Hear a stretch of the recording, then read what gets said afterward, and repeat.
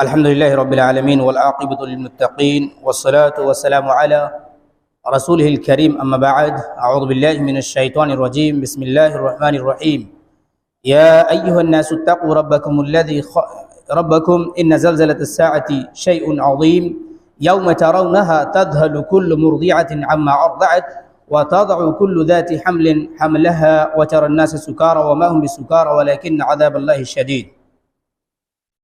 معزز حاضرین، آج ہم جس صورت کی تلاوت کی ہے، جس کے چند آیات کی تفسیر اور تراجم آپ کے سامنے رکھیں گے، وہ ہے سورۃ الحج۔ سورۃ الحج انتہائی اہم صورت ہے۔ اللہ تبارک و تعالی نے اس میں بالخصوص حج کے احکامات بھی بیان کیے ہیں، لیکن سب سے شروع میں میدان محشر کی حالت بیان کی ہے۔ بالخصوص جب قیامت قائم ہوگی اور لوگ اٹھائے جائیں گے، اللہ کے حضور پیش کیے جائیں گے، تو جو حالت بنے گی لوگوں کی وہ کیا ہوگی، اسے اللہ تبارک و تعالیٰ نے بالکل آغاز میں بیان فرمایا۔ پھر اس کے بعد اور بھی چیزیں بیان فرمائی۔ اللہ تبارک و تعالیٰ نے وحدانیت کی دلیلیں رکھی، حج کے احکامات بیان کیے۔ اسی طریقے سے اللہ تبارک و تعالیٰ کی جو شعائر ہیں، جیسے صفا مروہ ہے، مکہ ہے، مدینہ ہے، غار حرا ہے، قرآن مقدس ہے، اور اس قسم کی جتنی بھی چیزیں اللہ تبارک و تعالیٰ سے متعلق ہیں اور رب ذوالجلال والاکرام کی طرف منسوب ہیں، ان تمام شعائر کا تذکرہ کیا گیا۔ جنگ کے بارے میں بھی بات چیت ہوئی، امر بالمعروف اور نہی عن المنکر وغیرہ کا بھی تذکرہ ہوا۔ اس صورت کی سب سے بڑی خصوصیات میں سے یہ ہے کہ اس صورت میں ایک صورت میں، جبکہ بہت بڑی صورت نہیں ہے، چند صفحات کی صورت ہے، اس ایک صورت میں 2 سجدے ہیں۔ صحابہ کرام رضی اللہ تعالی عنہم مجمعین میں سے ایک صحابی نے اللہ کے رسول صلی اللہ علیہ وسلم سے پوچھا کہ اللہ کے رسول، اس صورت کو اللہ تبارک و تعالیٰ نے 2 سجدوں کے ذریعے سے فضیلت بخشی، تو اللہ کے رسول صلی اللہ علیہ وسلم نے فرمایا کہ ہاں، اس صورت کو اللہ تبارک و تعالیٰ نے 2 سجدوں کے ذریعے سے فضیلت بخشی، جبکہ اس صورت میں کل جو ہے 78 یعنی 78 آیتیں ہیں۔ 77ویں آیت پہ ایک سجدہ ہے، اور اس سے پہلے کی اور بھی ایک اور سجدہ آپ کے سامنے، اب جب آپ اس صورت کی تلاوت کریں گے تو 18ویں آیت پہ پہلا سجدہ ہے۔ تو یہ 2 سجدے ہیں اس صورت میں۔ یہ صورت بیک وقت مکی بھی ہے، کیونکہ اس کی جو 24 آیتیں ہیں وہ مکے میں نازل ہوئی، اور بقیہ 54 آیتیں مدینے میں نازل ہوئی، یعنی مکی زندگی کے اخیر میں یہ 24 آیتیں نازل ہوئی، پھر مدنی زندگی میں جا کر کے نازل ہوئی۔ اس صورت کی آیتیں سفر میں بھی نازل ہوئی، حضر میں بھی نازل ہوئی، امن بھی نازل ہوئی، خوف میں بھی نازل ہوئی، مکے میں بھی نازل ہوئی، مدینے میں بھی نازل ہوئی۔ اس صورت میں ناسخ آیات بھی ہیں، منسوخ آیات بھی ہیں، محکم آیات بھی ہیں، متشابہات بھی ہیں۔ اس صورت کی خصوصیات بہت ہی زیادہ ہیں، اور اللہ تبارک و تعالیٰ نے اس صورت کا آغاز، جیسا کہ میں نے بتایا، قیامت کے تذکرے کے ساتھ کیا ہے۔ اللہ تبارک و تعالیٰ فرماتا ہے یا ایھا الناس اتقوا ربکم، اے لوگو اپنے رب سے ڈرو، اپنے رب کا تقوی اختیار کرو، اپنے رب کا خوف اپنے دلوں میں پیدا کرو۔ وجہ کیا ہے؟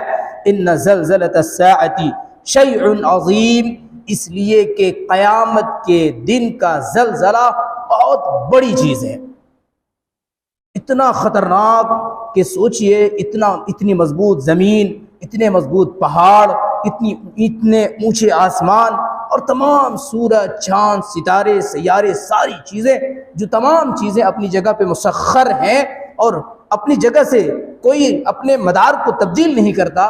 رب ذوالجلال والاکرام فرماتا ہے کہ جب زلزلہ آئے گا تو تمام چیزیں بکھر جائیں گی، ٹوٹ پھوٹ کے شکار ہو جائیں گی، زمین کے اندر مدفون تمام چیزیں باہر نکل آئیں گی، حالت خراب ہوگی، تمام کے تمام انسان حواس باختہ ہو جائے گا۔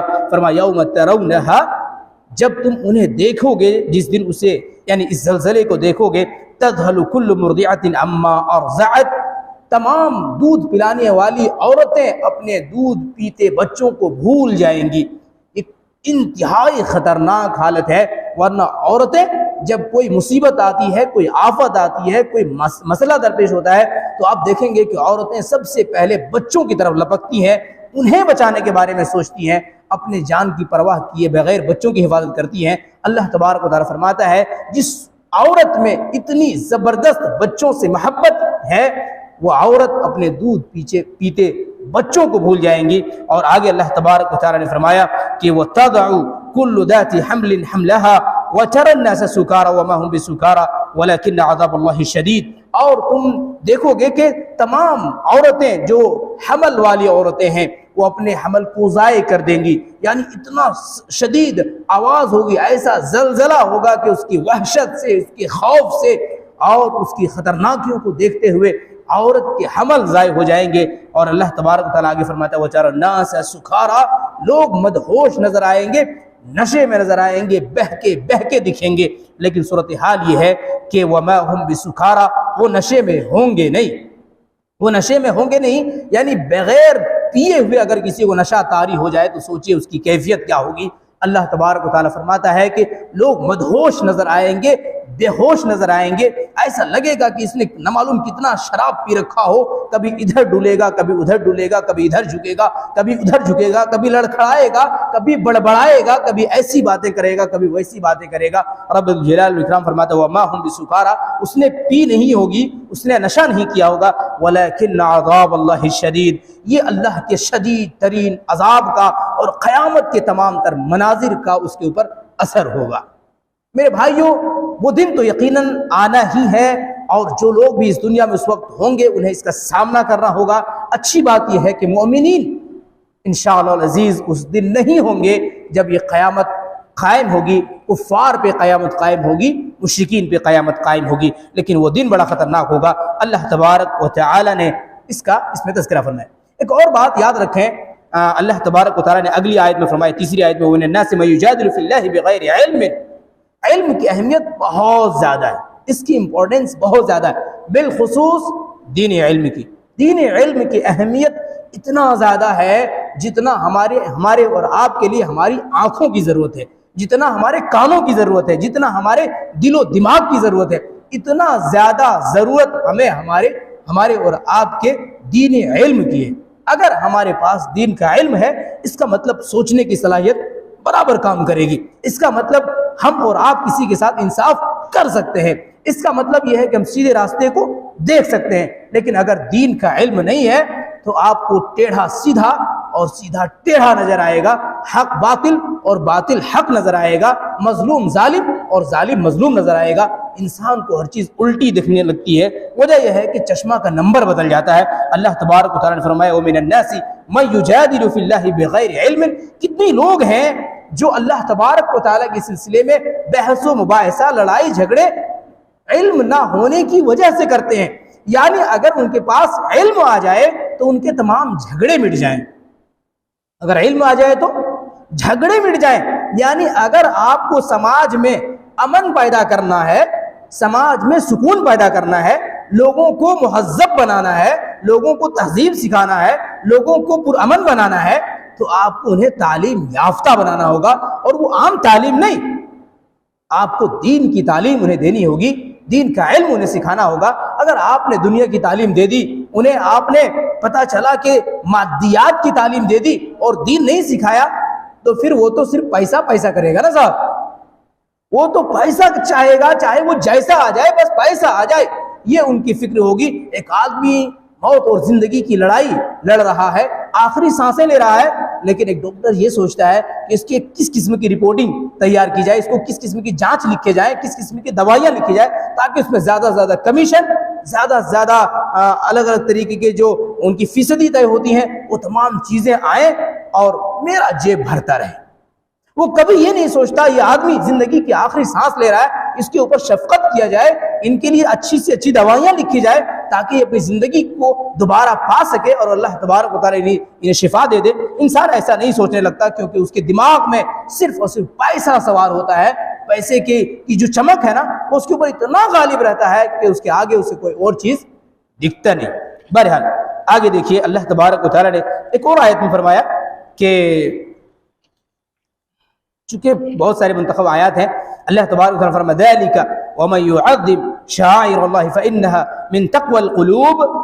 شعائر اسلام کا احترام جن چیزوں کی کرنی چاہیے وہ انتہائی ضروری. مثال کے طور پر قرآن کا احترام، سنت رسول اللہ کا احترام، اللہ کے رسول صلی اللہ علیہ وسلم کی حدیثوں کا احترام، دین کا احترام، دین کے احکامات کا احترام، اسی طریقے سے مساجد کا احترام ہے نا. اسی طریقے سے ائمہ دین کا احترام، محدثین کا احترام، یہ تمام کے تمام علماء کرام کا احترام، تمام کے تمام جن کا احترام کرنے کی تعلیم اسلام نے دی ہے، حقیقت میں گویا کہ شاعر کے درجہ رکھتے ہیں۔ اور ان کا احترام یوں ہی نہیں ہوتا، ان کا احترام یوں ہی نہیں۔ ایک آدمی سوچتا ہے میں چلو احترام کروں گا، ایسا ہوتا نہیں ہے، کیونکہ گھڑے میں جو ڈلا ہوگا وہی باہر نکلے گا نا صاحب۔ گھڑے میں جو ہوگا پانی ہے تو پانی نکلے گا، اور اگر آپ نے اس میں جوس ڈال دیا تو اس میں سے جوس نکلے گا، ٹھنڈا پانی ہے اس میں تو ٹھنڈا پانی، گرم پانی تو گرم پانی۔ تو اللہ تبارک و تعالیٰ نے فرمایا ذالک ومن یعظم شعائر اللہ، جو آدمی اللہ کے شاعر کا احترام کرتا ہے، اس کی تعظیم کرتا ہے، فإنها من تقوى القلوب، وہ اصل میں دلوں کے تقوی کے سبب ہوتا ہے۔ جتنا تقوی ہوگا اتنا زیادہ انسان احترام کر پائے گا۔ تقوی نہیں ہے تو بتکلف احترام نہیں کر سکتا، ایک بار ہو سکتا ہے، دو بار ہو سکتا ہے، لیکن تسلسل اس میں نہیں پائے جائے۔ سمجھ رہے؟ اگر آپ کوئی کام تسلسل کے ساتھ کر پا رہے ہیں، کوئی نیکی کر پا رہے ہیں، جو چیزیں اسلام کرنے کا حکم دیتا ہے وہ کر پا رہے ہیں، اس کا مطلب اللہ تبارک و تعالیٰ نے آپ کے دل میں کہیں نہ کہیں تقوی کا بیج بویا ہوا ہے، اس میں اس کی رمق موجود ہے، اس وجہ سے ہم اور آپ یہ سب کچھ کر پا رہے ہیں۔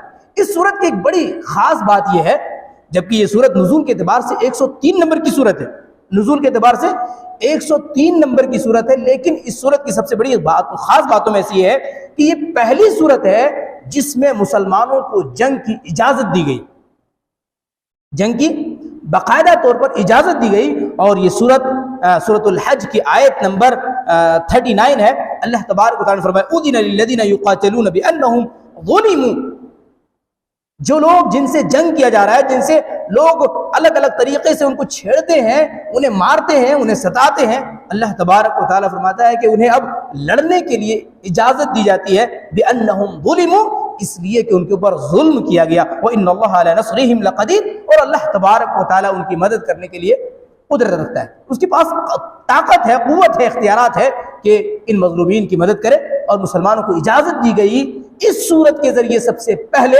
کہ اب وہ بدلے کے طور پر اگر کوئی مارتا ہے تو اس کو مارا جا سکتا ہے، کوئی لڑتا ہے اس کے خلاف لڑا جا سکتا ہے، کوئی تلوار اٹھاتا ہے اس کے خلاف تلوار اٹھائی جا سکتی ہے، کوئی مزاحمت کرتا ہے اس کے خلاف مزاحمت کی جا سکتی ہے۔ ورنہ اس سے پہلے مسلمانوں کو جو تعلیم تھی وہ یہ کہ آپ کو دفاع کرنی ہے، آپ کو بچنا ہے، آپ کو صبر کرنا ہے، آپ کو ان تمام قسم کی مصیبتوں سے بچنے اور چھٹکارا پانے کی یہی صورت ہے کہ آپ کو صبر اختیار کرنا ہے۔ اجازت نہیں تھی جنگ کی، لیکن اس آیت کے ذریعے سے اللہ تبارک و تعالیٰ نے تمام مسلمانوں کو باقاعدہ طور پر اجازت دے دی۔ اس صورت کی خاص بات یہ ہے کہ آیت نمبر 59 سے لے کر کے 65 تک کے درمیان میں ہر آیت میں اللہ کی دو صفتیں، دو نام بیان کیے گئے۔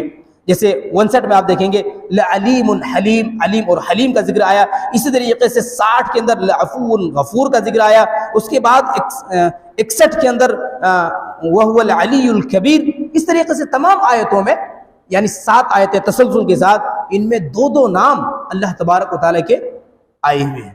بہرحال اس صورت کے بارے میں مزید بات کروں تو کافی لمبی گفتگو ہو سکتی ہے، لیکن آج کے لیے اتنی ہی۔ میں اللہ تبارک و تعالیٰ سے دعا کرتا ہوں رب ذوالجلال والاکرام ہم تمام لوگوں کو قرآن کریم کو سمجھنے، اسے پڑھنے اور اس کے سانچے میں اپنی زندگی کو ڈھالنے کی توفیق دے۔